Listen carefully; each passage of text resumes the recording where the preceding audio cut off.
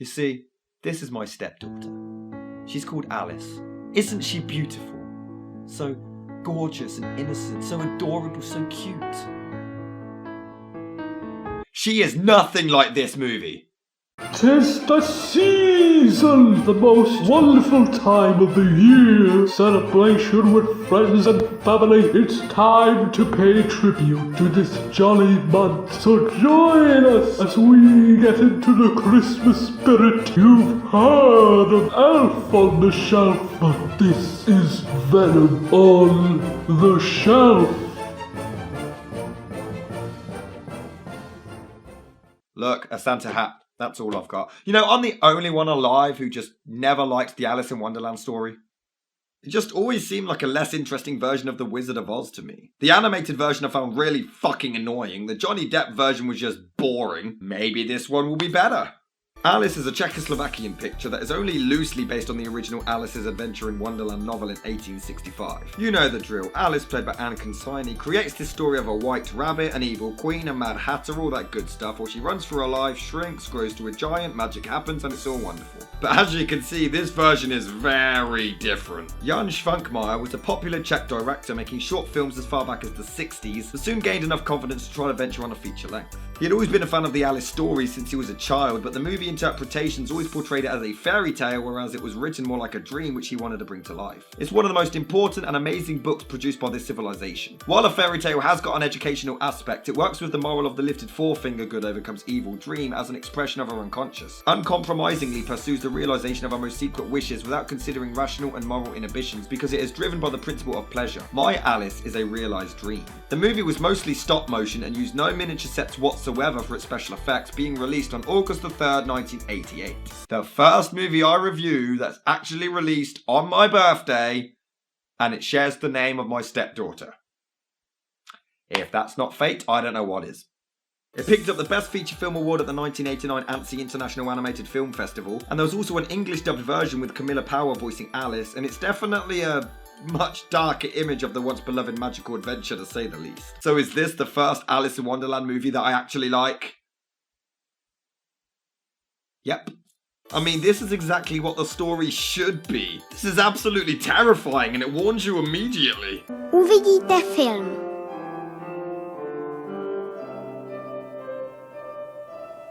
Pro děti. Yeah, if you say so. The stop motion gives a really chilling and eerie vibe, and honestly, visually, it really is completely mesmerising. There's pretty much no music, there's hardly any dialogue, but it's not really needed. The sets are all ominous as hell, and anytime you think it might lighten up a bit, it catches you off guard.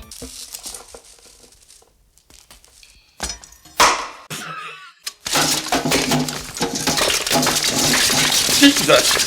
I mean, every time Alice shrinks, she turns into this doll, and that alone is absolutely terrifying. I thought the white rabbit was scary as hell, but it's got nothing on her. Turn back to normal. Oh, thank God. Wait, no, stop turning back into the scary-ass doll. Oh, shit, that's even worse. Jesus Christ. What do you even have to be smoking to come up with this? The visuals are disturbing, but it's all intentional and well done. It's like a dreamlike nightmare, and even when Alice wakes up at the end, it's implied, much like Return to Oz, that it's not actually a dream. Zase se opozdil. Asi mu srazím hlavu. Happy ending. Honestly, this film is one of the strangest experiences I have ever had, and it has to be seen to be believed. It's surreal. They take all of these happy fairy tale scenes from the other films, like Alice climbing into a drawer, and they make it downright terrifying. Imagine watching this as a kid.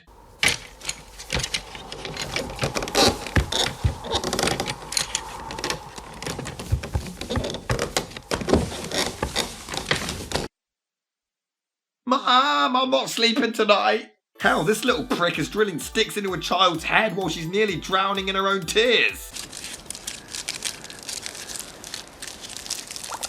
Tak to už je příliš. Oh yeah, drilling into my skull is fine, but cooking up there? That's out of the question. She even shoves the rabbit off a ladder outside her house. Murder. That's murder. They take all of the charming scenes in the other films and just completely eradicate them. I love it. She even sees eyeballs and teeth in a goddamn jar. Every image is creative, but it doesn't mean the film doesn't have flaws. Of course it does. Like copying the Rocky Horror Picture Show's intro with the lips. But what the hell is Alice's obsession with throwing stones into water or tea? Is this what girls do that age? Think of bizarre stories with white rabbits and killer card characters? And throwing stones in water and tea? But I love how nonchalant Alice is at the start when the rabbit breaks free. She's watching a scary-ass rabbit pull out a wardrobe and get dressed, and she looks so irritated. Oh, not again. And I love the look on the rabbit's face every time he notices Alice. It's goddamn hilarious. Pane! Someone put that on a damn t-shirt or a poster. And he does it over and over again. There's a scene where Alice clearly sees the rabbit through the tiny door and he runs away, but then she cries to herself, floods the room, and he sails past. Why or how is he even here now? Especially because he runs off in the same direction anyway. It's just completely pointless. Look, even on this floating desk, there's enough room for Leonardo DiCaprio to join her. And I love how she feels the need to barricade this door to block the rabbit from getting in, despite her being the size of Godzilla. And one major complaint I do have is that sometimes I feel like the movie tends to focus on one particular scene for a bit too long instead of moving on. It does drag at certain points because of this, so perhaps I should have gone back to the drawing board in the writing room or even kept it as a short film. Especially because it's a very copy and paste, rinse, repeat job. Alice becomes tiny, she becomes huge, she becomes tiny, falls into some jizz, becomes giant. It's back and forth and very repetitive. I mean, look at this scene and tell me it's not redundant.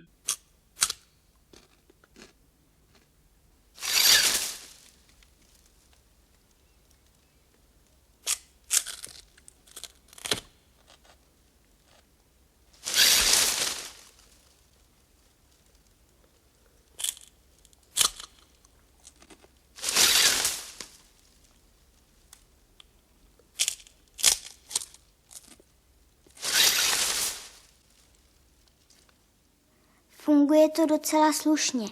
Despite being terrified and running away from her constantly whenever she was normal sized, now that she's giant, the rabbit actually goes after her to confront her. But this fight is so petty. Au!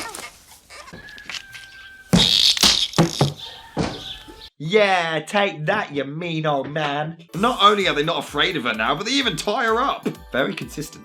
This penis in a sock comes out of a glory hole, and for some reason she thinks it's a good idea to put her eye right up to it, and then she nearly sits on top of it. Not a good idea, honey.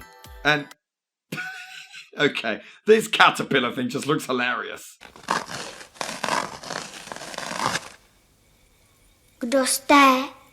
Řekla housenka. I'm supposed to be taken seriously. An unseen baby screams and throws loads of crap at her, but hey, it's a perfect depiction of parenting before... Dále.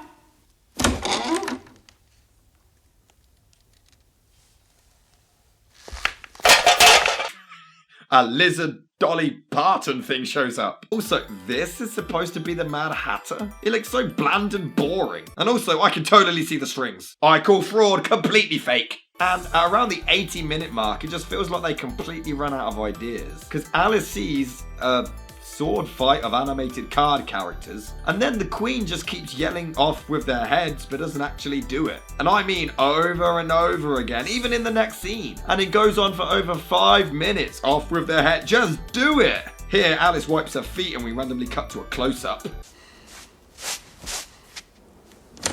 What was the point in that?